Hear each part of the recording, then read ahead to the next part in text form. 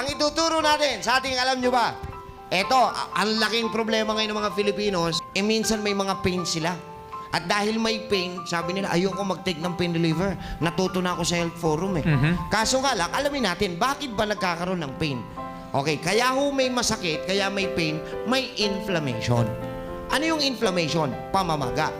Kung walang namamaga, walang masakit. Alright. Minsan, akala nung iba, wala namang mas malaking itsura para tawaging maga. Akala kasi natin, pag namamaga, umuumbok o lumalaki, di ba? Ano ang ibig sabihin nun?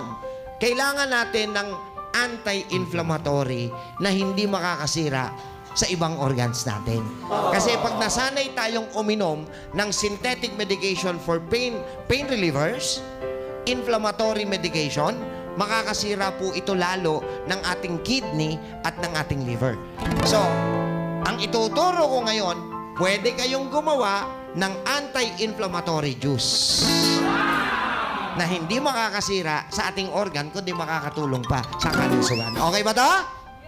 Okay. So, ano ang anti-inflammatory juice?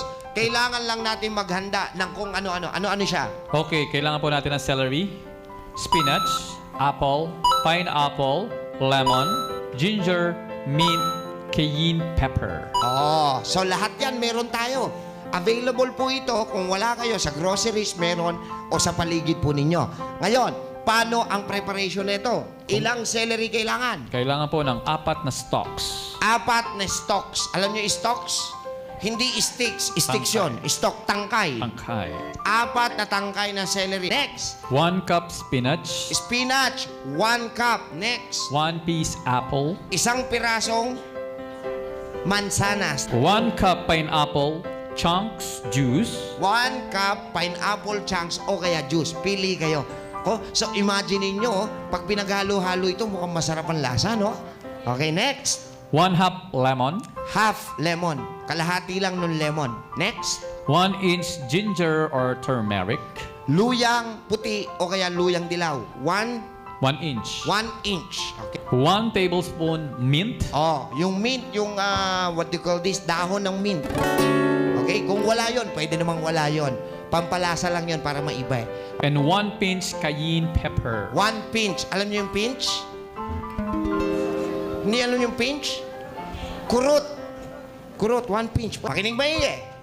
This is an anti-inflammatory juice. May naririnig kayong madalas sa impression nyo na word na megaly. Anong ibig sabihin ng megaly? Megaly. Pamamaga ng muscle around the organ. Listen. Cardiomegaly, enlargement of the heart. Cardiomegaly, cardio, Means puso. heart. Megaly, pamamaga ng muscle. Muscles sa heart. Okay, cardiomegaly. Hepatomegaly, namamaga yung muscle around the liver. Prostatomegaly, namamaga yung muscle around the prostate. Okay, prostatomegaly. Splenomegaly, namamaga yung muscle around the spleen. So, ulitin natin yung megaly, pamamaga. Ito, anti-inflammatory juice. So, anong gagawin daw? I-juicer mo yung binanggit namin. I-juicer mo, pigaing maigi. Yung juice nun, iinumin mo every morning or anytime between meals. Gawin mo ito for 2 weeks. At mawawala po ang pamamaga sa loob ng ating katawan. Nang wala kayong iniinom na kahit na anong gamot. Okay ba yon? Imagine enlargement of the heart, makokorek pala. Namamaga yung liver ko, nakokorek pala.